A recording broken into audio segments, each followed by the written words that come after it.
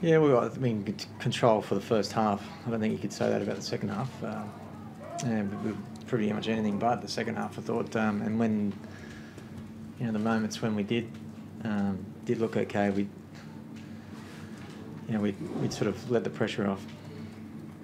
If we were digging holes, we'd sort of, in amongst getting the shovel in the dirt, we'd take a few toes off every now and then. That's sort of what... We took too many of our toes off today. But either was there. We were making Valentine Holmes. We brought him in the game through our kicks rather than anything. So that was 2 in a row, actually. One was a try. And just a couple of errors, fundamental errors when we actually on the front foot. And they were, so I thought we absorbed pressure well for most of the day like we normally do, and we just can't quite apply pressure. Although probably apply pressure to ourselves more than them. That's what happened in the second half. That kick in particular that went back in the middle, did it surprise you? There was no chase? Yeah, there's a bit of dysfunction there between the boys, and that ends up in 6 points, And in the context of the game, there's a few games like that lately where the tries we concede they're out of context. We had a key one last week against the Roosters. It was a kick and it was just dropped, and all of a sudden that's 6 points. And in tough, tight games, you just can't give up points that easily. So, but yeah, so we turn up and we working hard and we do a lot of things right. But if you can't get that sort of stuff right, and if you can't build pressure, or it hurts us more than them, then you're going to end up on the wrong side of the scoreline in these types of games. I guess 60 is probably more than that even. You had a control of the game, wasn't it? It was just that 10 or 11 minute period, really, did you think? Yeah, the sin bin hurt us a bit, I think, because we were definitely on top there. And then, then all of a sudden you got a period of sort of 7 or 8 minutes before half time, and then you've got to kind of manage your way through that, which we managed to do. And then, so whereas we may have been able to capitalise in the end of that first half, as it turned out, the second half, we lost the second half obviously. So, but there's no real excuse that we couldn't come out and, do things better than we did the second half. Did you get a look at that sin bin? Because they were saying in the commentary they didn't even think it was a cheeky touch. I'm just a bit, look, I don't know, whether it's our game or other games, it's pretty easy to get in the bin at the moment. Unfortunately, it's the guy that comes on often, but I wasn't even sure there was a warning. I know the Sharks got warned. I think they said he didn't even touch him. Yeah, well, I don't know. The guy comes off the bench, he's not sure about warnings, and all of a sudden he's back on. Look, this is more of a game thing. I'm not talking about this game in particular, but there's, maybe it's just me, but I'm seeing guys put the bin, and I'm not seeing the context of what deliberate penalties and lots of them, and I don't know. It's just become part of the game now, that you just lose a guy in the bin like that, and you've just got to, and that's just how you've got to do it. You've got to deal with it. That's sort of happened today, where both sides get warned. Prefer it if maybe one each guy goes in, because once you've been warned, anyone can go anytime for anything. That's all it's like at the moment. Yeah. So has the crackdown gone too far, right? Well, I feel like it's lost a bit of the context has gone out a bit. Like when we originally started this sin bin thing, it was originally for lots of penalties on your goal line. Ones that were deliberately trying to take the proverbial, if you like.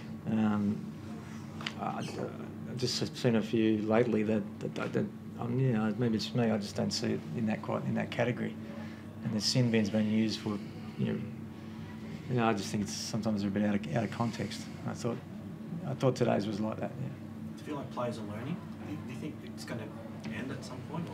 Players are definitely learning, and they we discuss it, and it's like once a warning's gone out, you go you got to be squeaky clean. But at the end of the day, if you give a penalty away, it's like sometimes it can just sort of happen. But I suppose because what you don't want is once a warning's given, then you just it becomes touch football, because you don't want to end up in the bin. But if you touch football, then you concede tries. So we're all just trying to come to terms with it. Yeah. Do you think the referees are using it seem a bit too much at the moment, Josh? Yeah, as I've said, I think nearly sort of every game there's one now, and just with today, well, we both got warned, but I think the grey area is, so how long does the warning go for? So the Sharks' next penalty, whenever it is, when is it? Why didn't they get one in the bin, sort of thing? So when I sort of asked the ref, I said, why did Chi get 10? Because the penalty before that was Alex Twal, who just got tangled up in the ruck, and he didn't really hold him or nothing. He just got tangled up, and that was our next one. And then that was the ref's excuse for why Chi got sent off. But as you said, did Chi even touch him? Or That's what Fox said to me. They didn't say. Yeah, me as a player, I just don't know. please don't take this as being some sort of excuse or anything, because it's not. You know, I'm talking more like the game as a whole here. And I don't want to turn into a big, necessarily big discussion, but it's just become now part of the game. The sin bins, you've just got to. It is part of the game, and it's almost something like it's really hard to control. It's a big discussion. Yeah, I guess it will be. Yeah, I guess I it will know what be. you're saying. You're not blaming today's. No, but it doesn't help either. You know, it's yeah. Anyway. What about your halves, Ivan? First time with Josh and Luke. What do you think?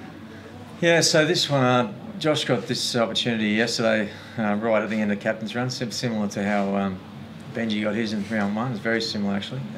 So, you know, that'll be better for the run. I mean, first sort of go together apart from a few trial games. So, you know, our end of sets could definitely improve, and these guys a little bit more time together, that's going to improve. So, but you know, I'm looking forward to seeing how they go together, and what they do together will